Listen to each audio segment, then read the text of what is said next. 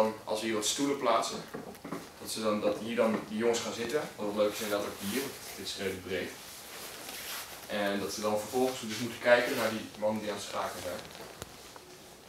Maar dat kunnen we wel knippen, zeg maar. Ja. Het lijkt alsof ze deze deur uitlopen en dat ze dan een ander gebouw weer inkomen.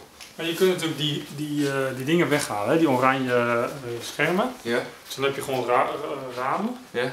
En als je dan hier zo kijkt en je kijkt daarna, ja. en je doet daarna een scène dat je hier naartoe kijkt, dan lijkt het net alsof het daar is. Oh, je bedoelt zo.